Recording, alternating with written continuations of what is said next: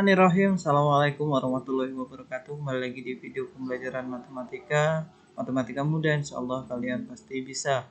Baik, di video pembelajaran kali ini kita akan belajar tentang kedudukan titik, garis, dan bidang. Ini materi lanjutan jika kaitannya kedudukan titik, garis, bidang itu letaknya di sebuah bangun ruang, di sebuah dimensi 3.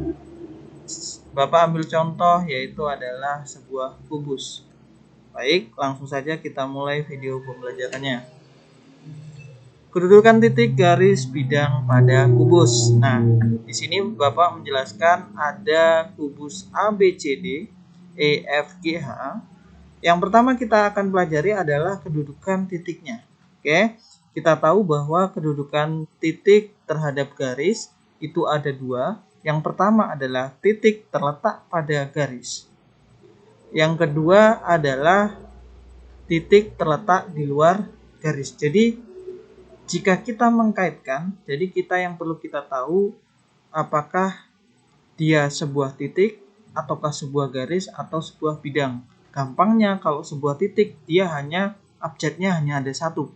Jika garis biasanya abjadnya ada dua, AB, BC, CD. Nah, jika bidang di sini salah satu contohnya adalah A, B, C, D. Tapi kalau misalkan titik dia hanya menyebutkan satu huruf saja. Titik A, titik B, titik C, titik D. Nah, kedudukannya titik pun hanya ada dua. Titik itu terletak pada garis atau terletak di luar garis. Sebagai contoh, ada bulatan nih. Jadi bulatan ini adalah ini sebuah titik A. Nah, ini sebuah noktah, ini adalah titik A. Kita mau menggambar garisnya. Bapak misalkan garis itu adalah garis CD. Ingat, garis berbeda dengan ruas garis. Kalau garis dia bisa diperpanjang, ada panahnya kiri ke kanan. Nah, kalau ini kan kedudukan titik terhadap garis. Berarti CD ini bisa kita perpanjang garisnya. Yang merah Bapak perpanjang. Nah, kira-kira seperti itu. Bagaimana kedudukan titik ini terhadap garis yang berwarna merah, garis CD? Nah, titik A, kedudukan titik A terhadap garis CD itu apa? Apakah dia terletak pada garis atau di luar? Sangat jelas ya, jadi itu letaknya adalah di luar garis. Oke. Lalu bagaimana? Ada garis biru, garis AB. Kok ada titik A? Bagaimana kedudukan titiknya? Titik A. Nah, ternyata titik A itu terletak pada garis AB. Karena apa? Karena dia pas. Nah, titik B pun juga sama nanti. Dia terletak pada garis AB. Nah, jika terletak maka dia letaknya di sepanjang garis itu. Bisa di ujungnya atau di tengah atau bahkan di pinggir dan sebagainya. Itu namanya adalah terletak. Ya, sudah jelas ya. Jadi kedudukan titik terhadap garis itu ada dua. Titik terletak pada garis atau titik terletak di luar garis. Titik di sini A. Misalkan garis itu di situ adalah CD. Maka A dengan CD apa hubungannya? A dengan CD adalah titik A terletak di luar garis CD. Atau bahkan nanti ada titik A terletak pada garis AB. Atau titik A bisa juga terletak pada garis AD ini. Nah, namanya terletak berarti dia ada di situ. Oke? Sangat jelas sekali. Nah, kalau ini bagaimana? Titik A dengan titik FG. Titik A dengan titik FG, maka sudah pasti terletak di luar garis. Oke. Karena ketika diperpanjang pun dia titik A tidak akan menyentuh titik A. Berarti titik A terletak di luar garis FG. Oke. Nah, cukup mudah kan? Selanjutnya kita belajar tentang kedudukan titik terhadap bidang. Nah, ingat bidang itu minimal dia terdiri dari 3 titik. Biasanya bisa berupa persegi panjang, bisa berupa segitiga, atau bisa berupa jajar ginjang. Yang jelas dia berupa bangun datar. Oke? Kita masih ambil contohnya adalah titik A. Bapak misalkan ada sebuah bidang. Bidangnya adalah bidang BDH. Jadi ketika misalkan titik A bagaimana hubungannya dengan titik BDH? atau bidang BDH, maka yang harus kita lakukan adalah kita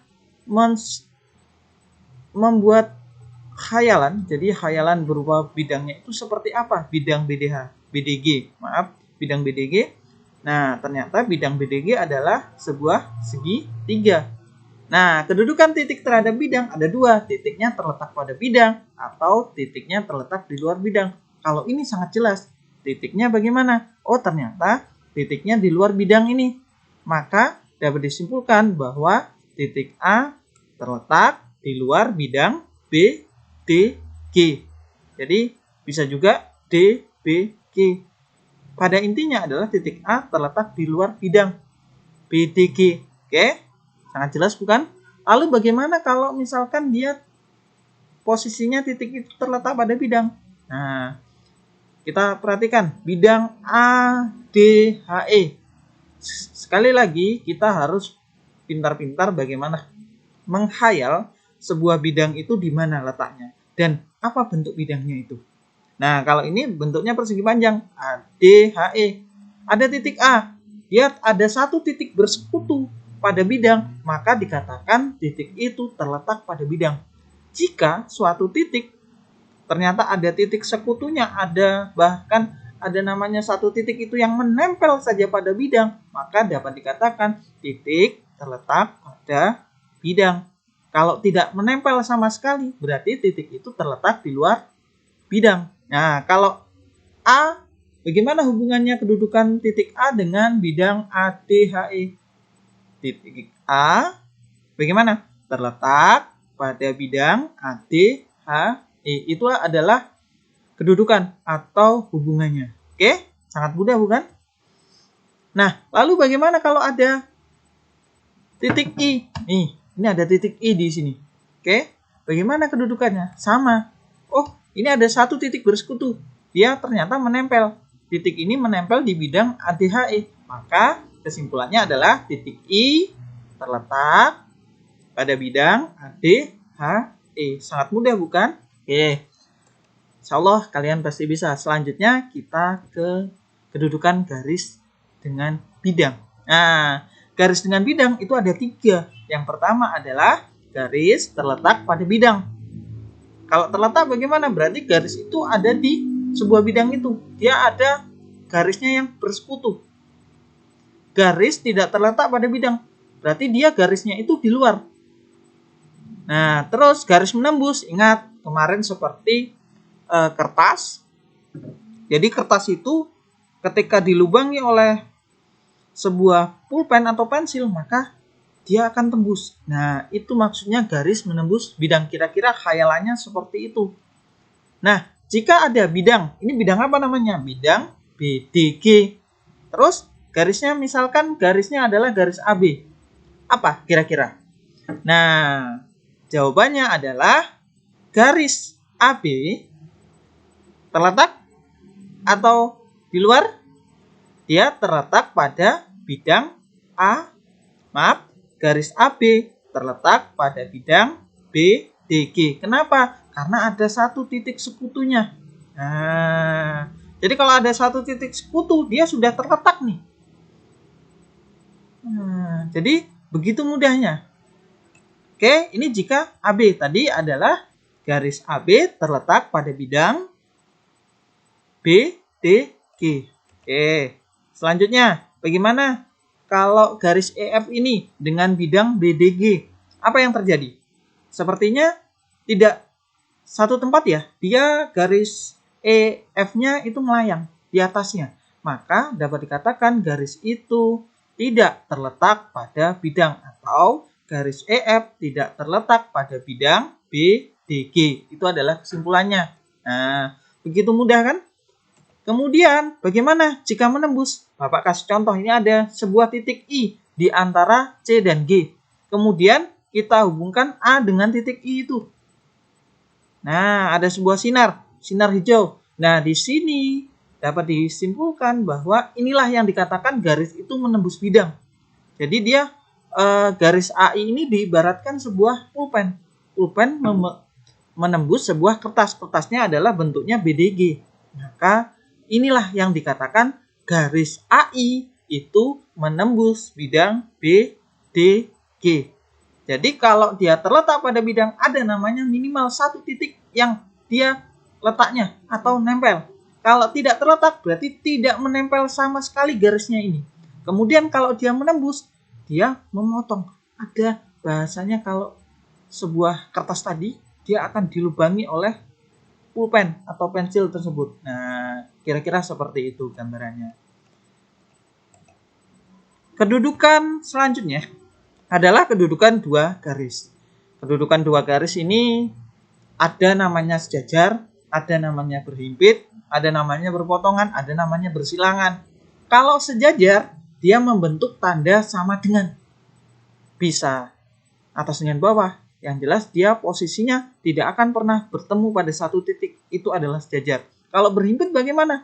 Dia nempel. Semua garis AB itu nempel dengan garis BA. Nah, ketika dia nempel seluruhnya, itulah yang dikatakan berhimpit. Jaraknya adalah 0. Dua garis itu. Kalau berpotongan, dia akan bertemu pada satu titik. Ada namanya satu titik sekutu. Nah, contoh AB dengan BC. Garis AB dengan BC. Dia kan bertemu di titik B tuh. Maka itulah yang dikatakan berpotongan. Jadi berpotongan dia akan bertemu pada satu sisi. Maaf, dia akan bertemu pada satu titik. Bagaimana jika bersilangan? Nah, kalau bersilangan ini dia seperti berpotongan, tapi tidak berpotongan. Bagaimana? Satunya garisnya itu melayang. Jadi kalau dia dari atas, dia seperti berpotongan, ketemu. Padahal kalau dari samping, dari depan, dia satunya di bawah letaknya, satunya di atas melayang. Dia tidak akan bertemu. Nah, itulah bedanya berpotongan dengan bersilangan. Lanjut. Bagaimana hubungan garis AB dengan garis DC? Jelas ya, ini membentuk tanda sama dengan. Jika membentuk tanda sama dengan, maka dia dikatakan sejajar. Oke, selanjutnya AB dengan garis HG. Bagaimana? Sama, ini sejajar juga. Kenapa kok sejajar? Karena dia ketika berpanjang, dia tidak akan bertemu pada satu titik. Nah, oke. Kemudian ada garis EF dengan FG.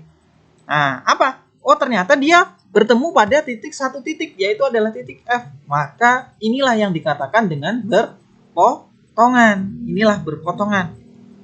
Jelas? Jadi dia akan bersekutu atau bertemu pada satu titik. Itu namanya adalah berpotongan. Berpotongan nanti ada yang khusus, yaitu adalah dia berpotongan tegak lurus. Tegak lurus berarti dua garis itu membentuk sudut 90 derajat. Kira-kira seperti ini. EF dan FG ini juga berpotongan tegak lurus dia. Kenapa? Karena dia sudutnya itu adalah 90 derajat. Selanjutnya bersilangan bagaimana? Nah, jika garis AB dengan EH itu adalah bersilangan, maka kesimpulannya bagaimana? Garis AB bersilangan dengan EH. Kenapa? Karena jika kita lihat dari atas, dia akan seperti ini. Dia akan seakan-akan berpotongan. Tapi ketika kita lihat dari depan atau dari samping, ternyata mereka tidak berpotongan. Satunya di bawah, satunya melayang. Nah, inilah yang dikatakan dengan bersilangan. Jika seperti ini seakan-akan dia berpotongan, tapi tidak berpotongan. Jadi apa kesimpulannya? Itulah garis yang bersilangan. Apa? Garis AB bersilangan dengan garis EH. Kira-kira seperti itu. Oke, sekian dari Bapak. Bapak akhirnya Assalamualaikum warahmatullahi wabarakatuh. Semoga membantu kalian memahami pelajaran matematika. Terima kasih.